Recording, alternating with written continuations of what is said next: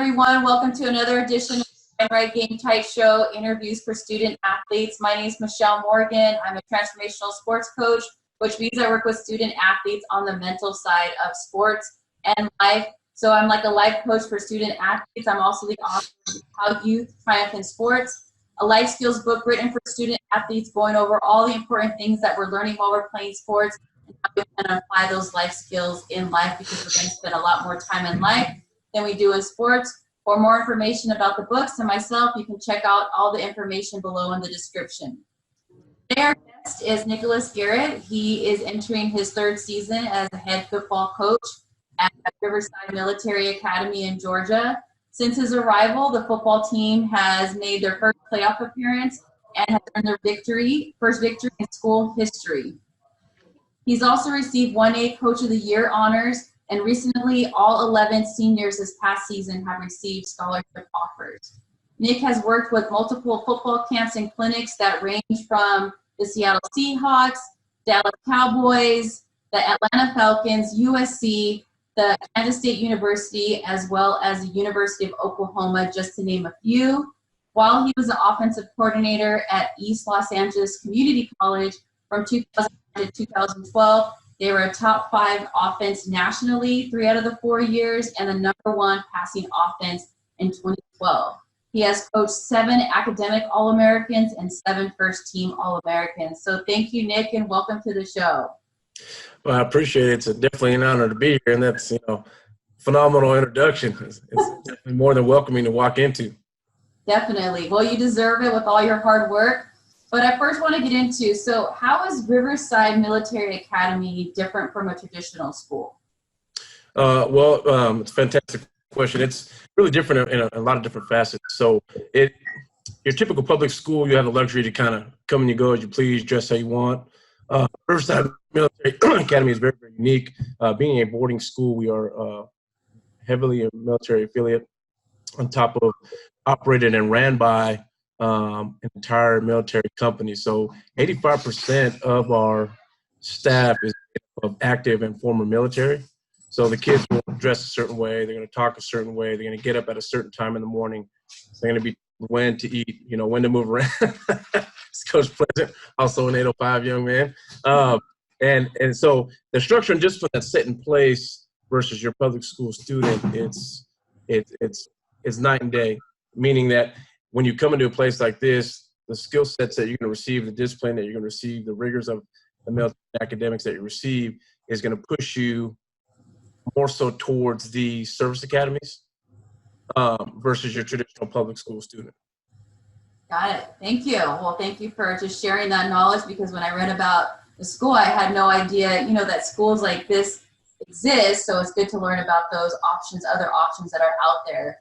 And prior to your arrival in 2017, the school had their football team had won like 3 games over the past 2 seasons. So what do you think has attributed to that, and how did you turn around the program and the culture in a short period of time? Really, it's just take a look at kind of what we can control. And I think a lot of times people forget and they make excuses about what they can't have or what they don't have. I've always had the approach, and this is just something that was instilled in me at a young age, is that you control what you can. So you see the framework of the school, you see the military and the discipline and the structure. Well, how can I apply that to a program? Well, if you look at sports in general, they should work hand in hand. So we foster those same principles and core values that the school instilled and enforced them on the football field. So now you're getting enforced on both ends. 90% of our kids don't go home every night. So if you're reinforcing the expectations and the structure and the disciplines of the school, then it's really not hard to keep things constant. And that's what kids need. They need the structure. They need the discipline. They need to constantly reinforce. So if you're getting it 24 hours a day, that's where we started from, with the foundation. Kids also need to understand how valuable they are. Not so much the athlete side, but the student and the whole person. And these kids that I've coached over the years understand that I have an approach of love. And when they understand that they're loved and valued, then you can challenge and encourage them. And I think they've always had success over the years, if it's not just college or NFL guys, or even high school or youth kids, is because I've always stayed true to that fundamental principle. It's love. It comes down to love. You got to love kids. They got to understand that they're bigger than where they're at, that it's bigger than just sports, that they got to be, productive members of the community. They got to maintain a certain academic standard. They got to stand tall. They got to have a firm handshake. They got to look people in the eyes. They have to do all these things. So it's not just the sports side. Yes, and when you do those things, it'll carry over to the football field or the basketball court or tennis or golf or whatever the case may be. It's universal. And I think that I've mastered that because I've mastered relationships, and people understand that whatever I say to be true, I'm going to follow it up myself. So if I'm going to tell you to work out, I myself, as an example, need to work out. If I'm going to tell you to be in school, therefore I need to be in school and maintaining a certain GPA. So you're constantly the example for these young student athletes so they can see it for themselves, say, I want to have success just as much as my coach or just as much as such and such. And so when you do that, you create that culture and environment for success. Now, I can't guarantee you're going to win every athletic venue, but the wins that I've accumulated over my life isn't so much on the field. It's always been outside of the field. And that's what I pride myself on. Got it. So it sounds like a lot about leading by example, because that's what the kids are really looking at. Like, you're telling me to do something, I want to see that you're doing it as well. So there's some liability or some value that's coming out of your mouth, and you're not just telling me what to do, you're actually doing it yourself. So I see the value in it as well. Absolutely. I think it's important. I think sometimes it could get away from coaches, but if you really look back to when you originally started, you looked up to coaches, you admired somebody along the way, and that was your example that you utilized, that platform, and then you built off that as you went along in your career as a student, as a community member, as a peer advocate, as a son, as a daughter, or a parent, or a coach or a teacher. Somebody along the way gave you guidance and encouragement and gave you an idea of what it's supposed to look like. And ultimately, now that we're adults, we make it into our own. But somebody had to show you along the way. And so, and for me, there was a multitude of people in Oxnard, California. And throughout my career, I got a chance to meet Nick Saban and Pete Carroll and Kirby Smart and just an overabundance of very influential people. Bill Belichick. They all talk in a little bit of a different language, but it's all the same premise. It's all the same core values. It's all the same universal template. And after listening to these people speak, I'm thinking, well, wow, I think I'm doing the right thing. Now, it's always great to have exceptional athletes on top of everything else, but at the end of the day, when you don't have that, who are you as a person? If you stripped away the coaching hat, who are you as a person? What do you stand for? And for me, I represent a community. I represent the 805 and everything that I do. I still keep an 805 number everywhere I go. And it's because of where I started from. I know where I've been, and I know what I represent. And that's something that I think coaches and teachers and anybody else that's listening needs to understand that and apply that. Don't ever forget where you come from. Don't ever forget what you represent. And for me, it's a community of people that put me in the situation to be where I'm at today. I'm very thankful for it. And then just talking about community and also, like you saying, like you build relationships, is that something that you always knew, like when you first got into coaching, or did that take a process for you to kind of understand the importance of community, where you came from, as well as, the importance of building relationships with your players as well? I think my dad was an exceptional coach. A lot of people never heard of him. He was a local youth coach, and he always found a way to win. Kids always gravitated to him, and that relationship that he had was just as strong as he had with me and my brother. And so when I saw that early on, I was always intrigued by that. Like, wow, like why do so many people want to gravitate to my dad? And these are kids from all kinds of economic classes, from rich to poor. And I'm thinking, wow, like how he talked to people, how he treated people. It could be a stranger. I mean, he'd be willing to give the shirt off his back if that's what was needed, just because that's who he was as a person. That's what he stood for. So, with him giving that example and other people along the way, and it was like, man, it just blows you away how humble people can really be. And I think sometimes that gets outside of us. But when I went to college at Grayson University, my head coach, Chris Welch, pulled me to the side one time, and he told me, no matter what in life, don't ever forget what you represent. Don't ever forget where you come from. And that took with me. And before that, it was Chris Thomas, who was a talk speaker, NFL veteran, Super Bowl receiver. He's also an 805 veteran. He told me, no matter what you do in life, don't ever stop giving. And those two things I've always kept true to my heart, and I still apply those same things today. I still talk with both of them. They're both exceptional people, and including my father. So all those pieces put together the puzzle that you see in front of you, and that puzzle is going to continue to grow and get bigger and stronger, and try to reach more people as I go along throughout my career. I don't know if it's going to be coaching or something else, but I'm going to be impacting lives at some capacity somewhere. Definitely. Well, you're already starting to do that. And that kind of goes into, I saw your presentation on your football recruiting for going into college. And so I would suggest anybody to watch that if you're looking for more information on the college football recruiting process. So players, coaches, parents, guardians, if you're interested in checking out that video, I'm going to have it on my YouTube page as well on my playlist. So you can go to www.mindrightgametype.com, click on the student athletes playlist, and you're going to go ahead and see this presentation that Nick did, which was great. So you're talking about all the impacts you're making, all the coaches and different people, your dad that you've connected with over the years, and how you're bringing information and sharing that with people.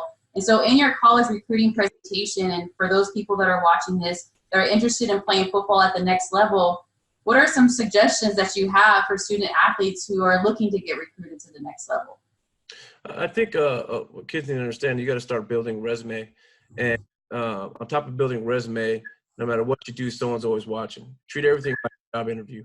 If it's how you're walking to class, how you're interacting with teachers, how you're approaching your SAT or ACT prep, or doing stuff in the community, what you're putting on social media, all that ties into one big resume that is going against 3, 4, 5,000 other student athletes, all going for that same school.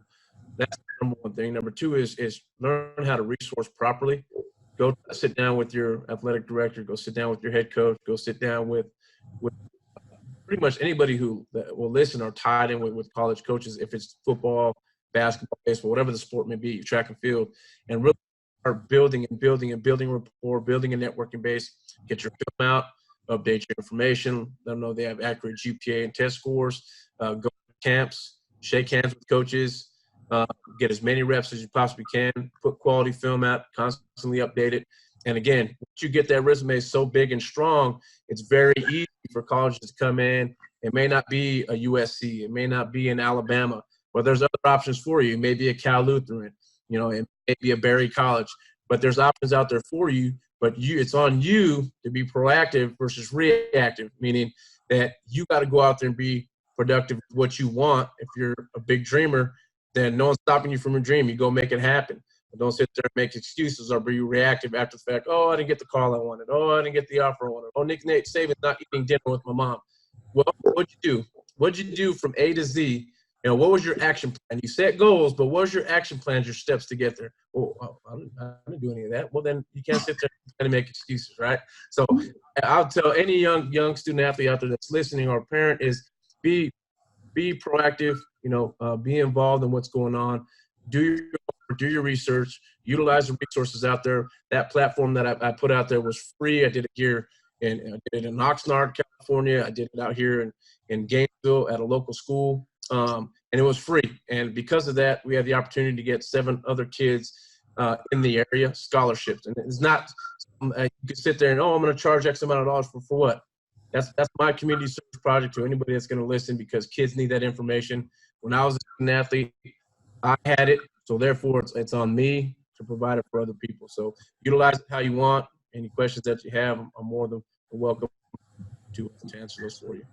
Yeah, we'll definitely have your contact information in the description below. But everything you say, talking about the process of, what are suggestions for getting recruited, kind of goes back to what you're talking about in general on what makes you a great coach. And that goes back to building relationships, communication, and taking action and not waiting for things to happen, right? Being proactive. So it sounds like this is once again, it goes back into the life skills that, happen, that we've learned through our journey through sports, and it's putting it back in. So it's not waiting for someone to come to us. It's about how are my relationships in my community? How are my relationships with coaches, my teammates, my teachers? All these things matter, because somebody's going to come and ask about you, right? They're going to want to know how your character is. So it's good to hear these things coming from you, Nick, because of your, your experience, and you had it for so long, and the connections that you made as well. So once again, it goes back into your leading by example. You're not just talking about it. You've actually been through the process, and you're hearing it firsthand from other coaches and players who have taken that step to the NFL or just being successful in whatever level it is. It doesn't have to be professional sports as well. So I'm assuming that you might get a lot of players who say they want to make it to the NFL, right, as football players. And when someone says, I want to play in the NFL, besides talent and skill, what are some other intangibles what does it really take to take it to that next level besides the talent and skill? Sometimes it's just really right place at time. It's far less than 1% of all college football athletes will have the opportunity to play Division I. And that's all levels. So that's including Division I, 1AA, D2, D3, NAI. Now even junior college athletes are now trying to enter the NFL. So it's very, very competitive. Everyone wants to do it. Now, on top of that, the best way to go is really whatever level it is that you're at, from Division I to D3. It's really irrelevant. Now, the teams you watch on TV on Saturdays, now Sundays, now Mondays, is going to be your Notre Dames and Alabamas, your FBS schools. That's a very quick way, and from a marketing standpoint, to get seen by a lot of pair of eyes. If you didn't have that access and you're at Division II in the middle of Minnesota or Montana, and maybe you're not playing ESPN or ESPN Plus, well, you got to take ownership of your opportunities. So if you're doing everything right on and off the field, you're preparing your body, putting the right things in it, doing everything you're asked, and then having the above approach, which is taking it to the next level, doing extra reps, extra conditioning, doing whatever it takes, going to the free invite combines. There's opportunities out there for you, but there's no guarantee that you're going to make it to the NFL. But if that's your dream, you take ownership of your dream. If that's what you want to do, my dream was to work in the NFL. I had an opportunity to do it as of recently, interviewing for ball boy kids. For me, hey, I was in there. I was doing the interview process. I was part of the Atlanta Falcons. Huge deal for me. I would love to coach on the sidelines. That's my dream. No one can take that away from me. So I need to be proactive in my steps to do so. So if you desire to play in the NFL, NBA, WNBA, MLB, whatever the case is, do everything in your power to make sure that happens. And if it doesn't happen, that's fine. Now you create another plan of action, maybe to steer it into something else. When I was a young kid, I wanted to be a lawyer and play at Notre Dame. Did that happen? No. Did I have success? Yes, because I had it programmed in my mind that no matter what I was going to do, I was going to be successful because I'm willing to put the work in. I'm willing to take risks. And in doing so, as I've failed sometimes along the way, it helped me grow as a person. I didn't say I failed and it was everybody else and I quit. Is where can I be better? What do I need to do better? What kind of approach do I need to have? How can I resource a little bit different? And in doing so, it's put me in this spot now to be as successful as I am, and I'm continuing to grow. Still in school, still working out, still contacting NFL coaches and programs, things of that nature. I'm still doing all that because if you stay stagnant, you don't try to continue to grow as a person or a professional, then you're becoming complacent. Once you become complacent, you become satisfied. Once you become satisfied with where you're at, you're going to start working backwards, and you're doing a disservice to the kids you're working with.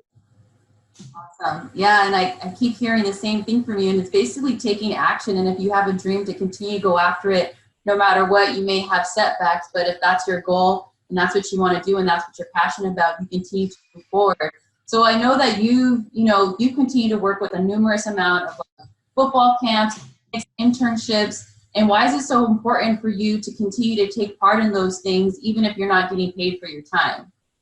Well, I think if you want to look at it from an economic standpoint, yeah, if I'm not getting dollars in my pocket, yeah, from your family standpoint, well, it's wasted time. Well, I don't look at it as wasted time. I think I'm figuring out different ways to get more tools for my toolbox for not only life but sport.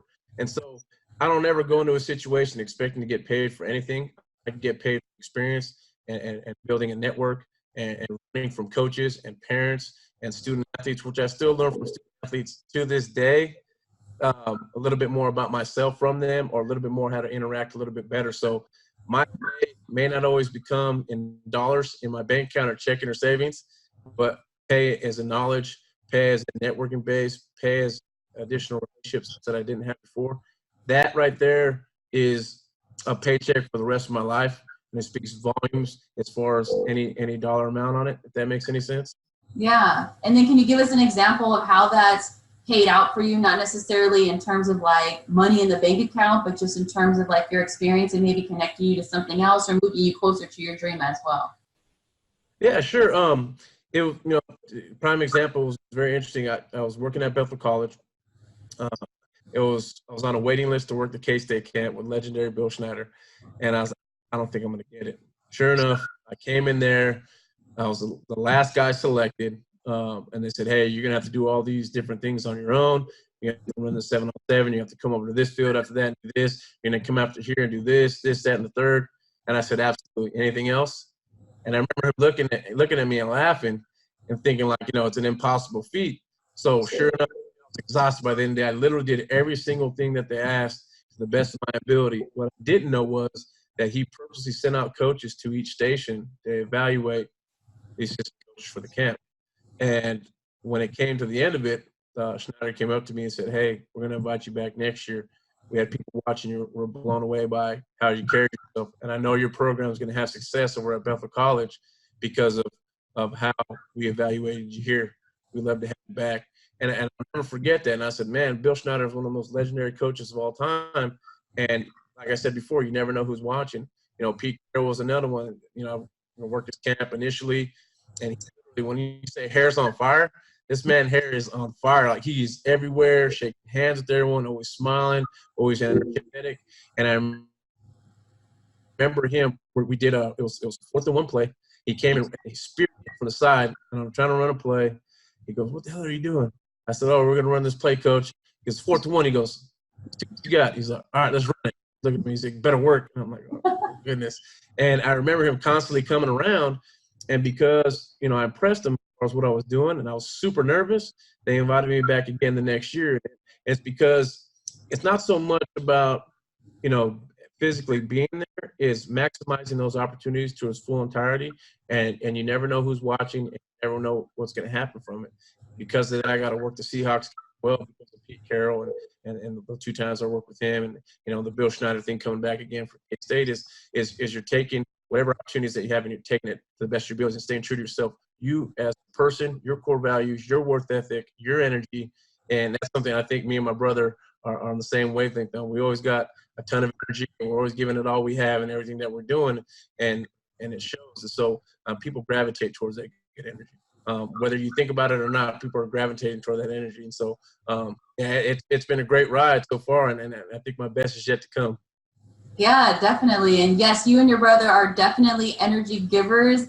When you're saying that, I think of the interview I did with your brother, Brendan Garrett. Go check out his interview as well. And I remember titling it "Ed being an energy giver" because that's what he was talking about so much. Plus, of course, I know you guys. So yes, you guys definitely give a lot of energy off. And you guys are always actually, like you said, you guys are really dedicating to seeing other people win at the same time, no matter what it is. So you guys truly genuinely care, not just about the student athletes that you surround yourself with, but the people in general that have come around you guys. I know that you guys genuinely care about seeing other people win and whatever it takes in their life as well. And then talking about, making the most out of your opportunities. You've coached in California, Iowa, Kansas, and now Georgia. Was it ever scary for you, or did you have any fear in like moving around to different states just to pick up and move? And then what drives you to continue maximizing on those opportunities that you talk about? It's never been an issue as far as moving. I told someone the other day, like, would you ever go to Canada or Germany? I said, do they have a football team? They listen. It really doesn't matter where it's at. To me, it's just I genuinely enjoy what I do. And I know it sounds a little cliche, but I feel like, I haven't worked a day in my life, type of thing. And really, that's what it is. And so I have the luxury to teach as well. And, yeah, you can see me on the football field, but if you ever see me in my health class or a weightlifting class, you're going to see the same exact person, just in a different frame. And I do the same exact thing. I'm very engaging. I got these 7th and 8th graders mastering the health triangle. They see me in the hallways. They're speaking the health triangle. Then there's, a great day to be an Eagle, or good morning to all, good afternoon to all. They light it up when they speak. And that's what it's all about is really impacting lives, getting people excited about where they are, where they can be, and just they can see it, they can visualize it, but necessarily don't have a plan. Well, let's create an individual plan for you that's built just for you, that's special just for you. And then when those kids feel empowered, they get excited, like, okay, well, wow, these were my circumstances prior to, but you're directing me in a way where I can have success, and all I have to do is this. Absolutely. Guess what? I believe in you. You can do it. I love you. You know, you're an amazing young man. You're destined for great things. And X, Y, and Z, and celebrating the small wins within their life. So it doesn't matter, like I said, if it's here, California, Montana, Germany, Africa, Brazil, it doesn't matter. I mean, wherever it is I'm doing it, I'm going to do it to the best of my abilities, and I'm sure people are going to know about it. Definitely. And when you talk about individualized plans, it's so important that you actually bring up that concept, because a lot of times, not just as student athletes, but as adults in general, people in general, we sometimes have the habit of comparing ourselves to other people. Like, I'm comparing myself to someone else's plan. So why is it so important to, you know, kind of have that one-on-one and actually work one-on-one with those individuals and creating a personal plan and getting them to remember that someone else's journey is not your journey? Absolutely. I think the biggest thing is social media, because it's so accessible nowadays. I think back in the day, I mean, you had a picture and maybe you could put hello on it, and I thought that was like the most innovative thing in the world. Now you have Twitters, you got Instagram, Snapchat. I can't keep up with any of the stuff. I mean, let alone musicians. So it's information instantaneous, just right there in front of you. And oh, well, this kid has an offer, or LeBron James, say 260, can dunk from the three-point line. Well, I'm going to do it too, 5'2", 125. Well, LeBron James has an exceptional skill set. You know, maybe being at 5'2", you got to get a little bit closer. Maybe you could be just as explosive, but, you know, here's your plan of how you can attain something close or similar to. But it's very easy to get caught up and say, well, I'm wearing a pair of Jordans, I'm going to play like Michael Jordan. No, that's not the case. You spend an overabundance of money on shoe for branding. You know, I got the Puma track shoes. I'm going to run a 9'1", 100 meter. Well, what do you run now? Well, I run a 12.41. Okay, well, maybe you won't want it under a 10, but here's a plan of action to get the best out of you by doing X, Y, and Z. So you constantly got to reinforce kids and pull them back in.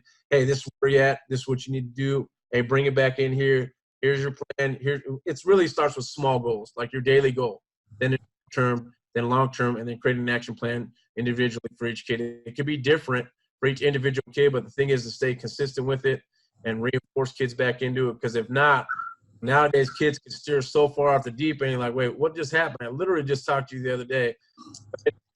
It's a challenge. It really is a challenge. The more technology gets advanced, the harder it gets, but it's those personal relationships you have to have. You got to have those one-on-ones, those face-to-face, those social interactions that people no longer have anymore, because everything is now through text message. If I'm talking to you in person, I'm sitting right next to you on the couch, I'm going to text you, hey, you want an orange Fanta? Like, literally, I'm sitting right next to you, like, and people get away from that, and it starts at home. It starts with mom and dad. They have to, you know, set expectations high. They have to have those conversations with their kids. I mean, if you work all day, I get it. You get 30 minutes of time with your son or daughter each day.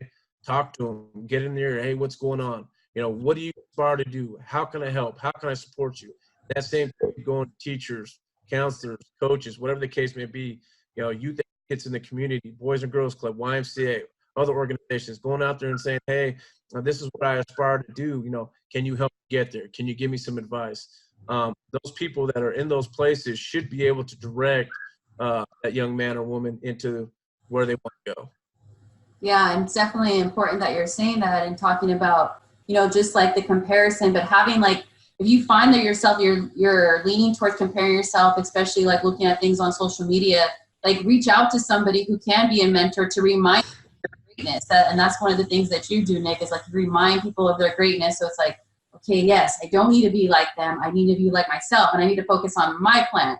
So go out there and find those people, because there are people that care about you and want to see you do well and succeed in anything that you do, so that you have someone to go to and you can tell the truth and saying, like, this is what I'm doing, I'm comparing myself, and they can go ahead and remind you of your greatness and who you are, because we all need those people that we go to surround ourselves with, because not every day is a great day, but in every moment, but we also need those people that kind of reinforce that for us, because as we can see, a lot of people like to be the helpers, but we also need help as well. And it's okay to ask for help at the same time. So I like to ask, like, is there an event that happened in your life, it doesn't have to be sports related, that led you to where you are today? A specific event? Yeah. Or anything that could have. Wow. I'm going to probably say the interaction I had with Coach Thomas when I was at Ventura College. I was a sophomore. I was trying to figure it all out. You know, I wanted to earn a degree and be the first person in my family. Actually, I think me and my brother graduated the same year. But wanted to take something home and say, hey, look, you know, a young kid from Oxnard that had a bit of a rough background, you know, can achieve things if he just, you know, puts himself in the right mindset and puts himself around the right people. And I remember my receivers coach, Coach Chris Thomas, was working extra with us, and he took us to a Rams game. Sent a letter to Dick Vermeil, asked for tickets. So I got to see Ronnie Jenkins play for the Chargers against Scott Fujita, who was also 805 guy for the Chiefs. And I remember being at that game, and we didn't have to pay a single dime for it. And he said, I want you guys to experience this. He's like, here, put on my Super Bowl ring. And I remember putting it on, and he said, you know what, if you put the work, you keep working hard, he said, you can achieve whatever it is that you want.